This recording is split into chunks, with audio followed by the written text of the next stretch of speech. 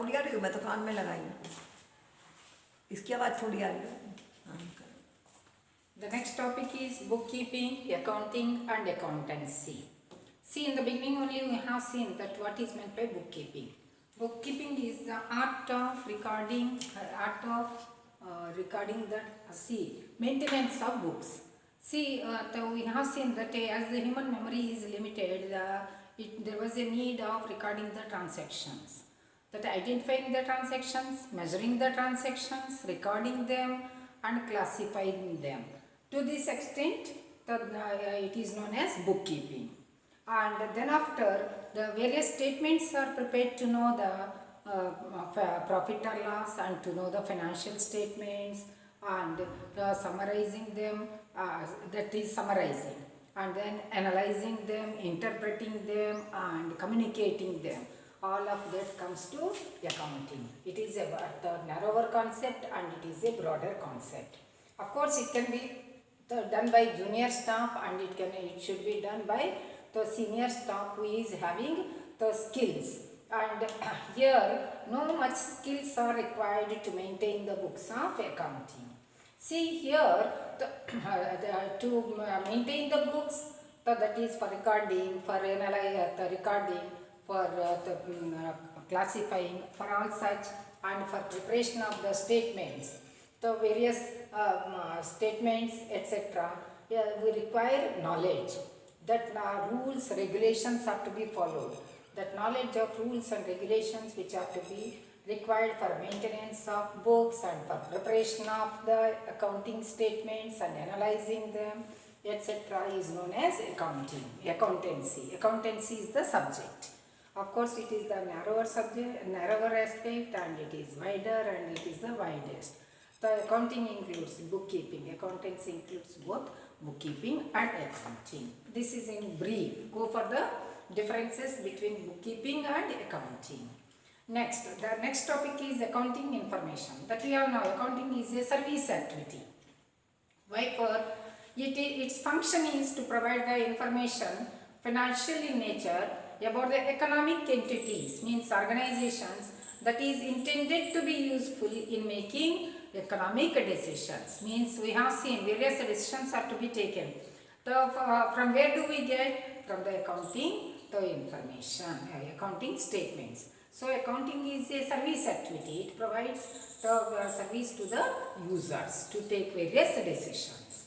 There are various types of accounting information. Information relating to profit and loss account, information relating to financial position, information relating to the cash flow. See, these two we have already seen, and this is about the cash flow. See, so in the organizations, cash comes into through various activities and cash goes out for, through various activities. So, how much cash is flown inside and outside? That for that information is being provided by the accounting. So, the accounting information relating to cash flow, these are the types of the accounting information. Now, characteristics. How should be the accounting information? Accounting information must be reliable so that everyone can accept it. And understandability. Whatever the information which is being provided by the accounting statements must be understandable. Because this accounting information is being used by various users that we will see, and they should understand it. It is to be made in such a way so that everyone can understand. And comparability, meaning the accounts are to be prepared in such a manner so that current year's accounts are being compared.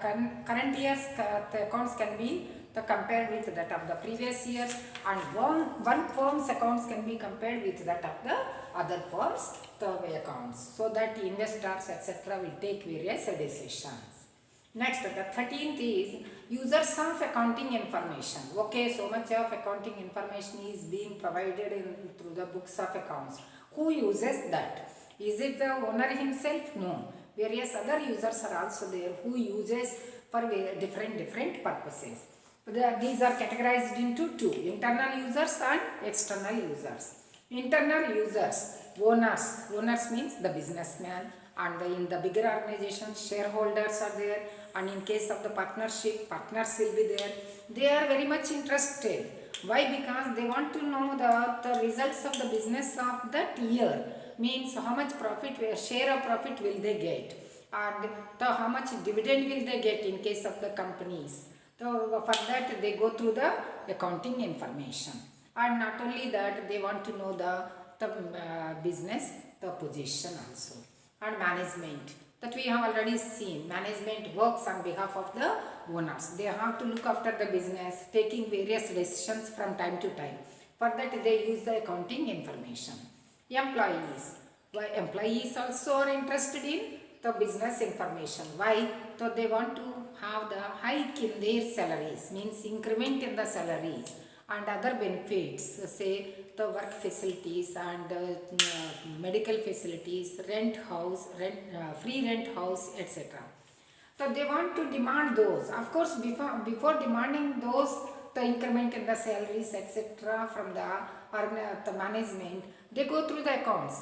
Even if we demand whether the company is able to pay or not, is it the running in profits or not, how is the position of the business, so that they can fulfill our demands. So for that purpose they use the accounting information.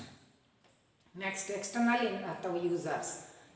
These are outsiders of the business. Say banks and financial institutions. We have seen that whenever the businessman apply for the loans, the bank demand means asks for the previous 3 years or 2 years balance sheets, and they go through, the bank manager go through the accounts and how the firm is achieving the progress, and on the basis of that they grant the loans, and they recommend the head office to grant loan or not to grant loan, etc. Next, investors. These are the people who invest in the shares of the companies. So before going to take the decision, they go through the accounting information of various companies, and they take the decision in which companies the shares they have to invest. Creditors. These are the suppliers of goods on credit. They too go through the accounts. How the current liabilities and current assets position of the business, whether they will be able to pay the amount of the supply amount against the supply of goods on time or not. So and they go through that, and they go through the financial soundness of the business in the short run, and then they take the decision of supplying the goods on the credit basis. Then government and its authorities. We have seen from time to time how to pay the tax. Government authorities, say taxation authorities will come, and government passes various rules and regulations. The government sends its authorities whether the businessman is following the rules and regulations properly or not. For all that purpose, so they use the accounting information. How much is being spent on the welfare of the laborer, etc. And researchers, of course, they too go through the accounting information of the past years, and they work further. And public is also interested whether the company is supplying the goods on at reasonable prices or not, and whether it is fulfilling the social responsibilities or not. For this purpose they go through. These are all the users, different users, and who use the accounting information for different purposes. And then come to the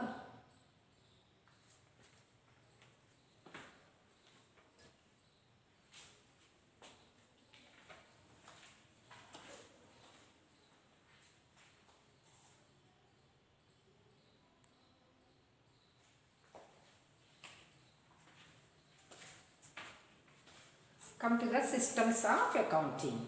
The children, there are two systems of accounting, one double entry system and another single entry system.